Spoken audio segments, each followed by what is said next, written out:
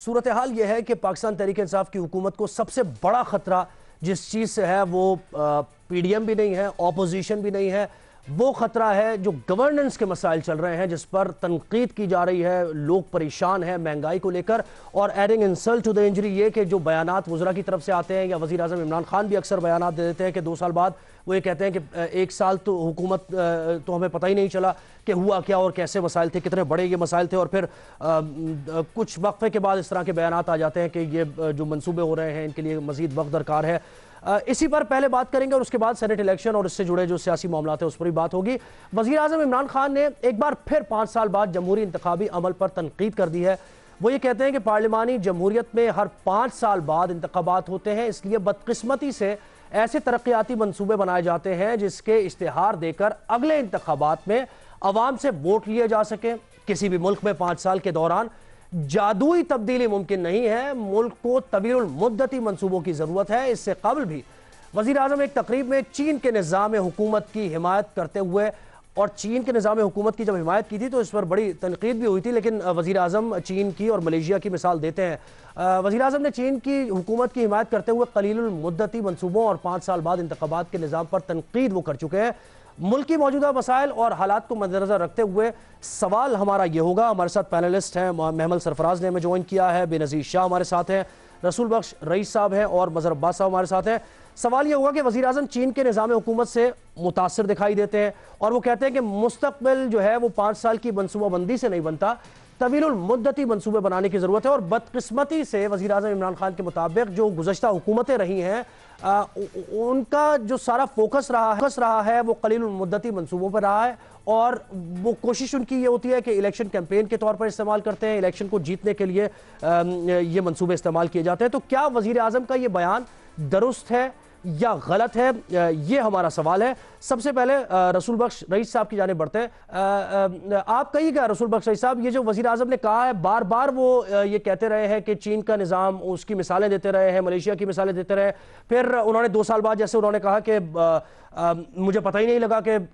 کیا مسائل ہیں اور وہ ہمیں سمجھنے میں ٹائم لگ گیا، اب پھر انہوں نے یہی بات کی ہے کہ مزید وقت درکار ہوگا، تو یہ بیان ٹھیک ہے یا یہ غلط بیان ہے، آپ بتائیے۔ دیکھیں، بیان میں درست نہیں سمجھتا، اس لیے کہ چین کا اپنا نظام ہے، اس کی اپنی تاریخ ہے،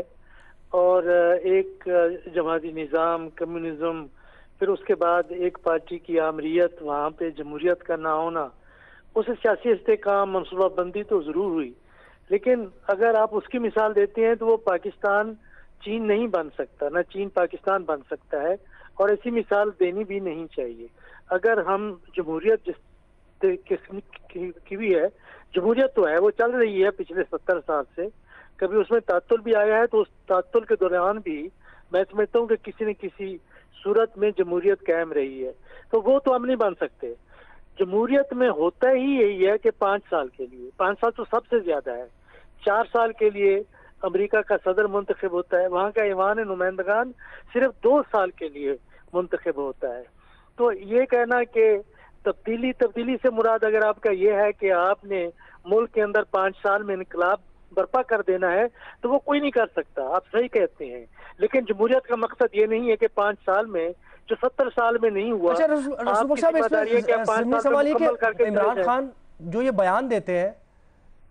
دیتے ہیں کیا یہ اکاؤنٹیبلٹی کو لے کر تو نہیں دیتے ہیں کہ وہ یہ کہتے ہیں کہ وہاں احتسابی عمل اچھا ہے، یعنی اس کا جمہوریت اور آمریت سے تعلق نہیں ہے، جو وہاں پہ اکاؤنٹیبلٹی کا نظام ہے اس سے انسپائرڈ دکھائی دیتے ہیں، وہ کیا ایسا ہے یا نہیں؟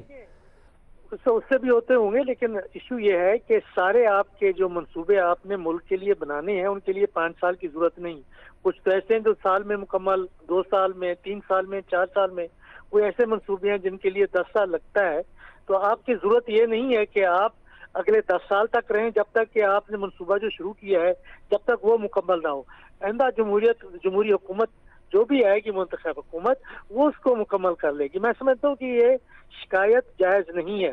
4-5 مسائل ہیں جو ایک حکومت اپنے طور پہ حل نہیں کر سکتی۔ ایک آپ کا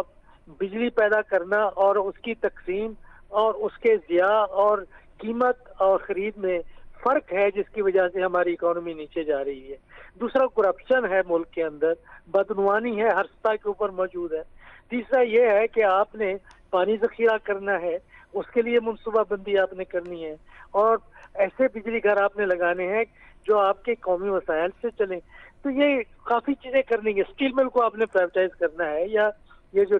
پاور ڈسٹریبیوشن کمپنی ہے ان کو آپ نے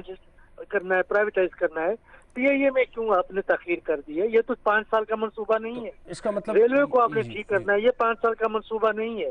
اسی طریقے سے جو بجلی کی ترسیل کا اور اس کی تقسیم کا نظام کار ہے، اس میں جو کرپشن ہے اس کے لیے آپ کو 5 سال ضرورت نہیں ہے. تو جہاں قانون سازی کی ضرورت ہے قانون سازی، جہاں آپ نے انتظامی صلاحیت کے لوگ لگانے ہیں وہاں وہ لگائیں. میں سمجھتا ہوں کہ وزیر اعظم صاحب کا یہ بیان بالکل درست نہیں ہے. اگر پارلیمانی نظام اور درست نہیں جمہوریت ہے، آپ اور چاہتے ہیں تو 5 سال کے بعد انتخاب ہوں گے. اگلی حکومت کی ذمہ داری ہے کہ وہ پھر عوام کے ساتھ کیا کرتی ہے. اس کا مطلب آپ نہیں کا آپشن لے رہے ہیں، اور آپ یہ کہہ رہے ہیں کہ سسٹم کو مضبوط ہونا چاہیے، اور سسٹم میں حکومتیں آتی جاتی رہتی ہیں. اگر منصوبہ کوئی اس کی فیزیبلٹی صحیح ہے اور وہ ملک کے فائدے کے لیے، تو دوسری حکومت آ کر اسے کنٹینیو کرتی ہے.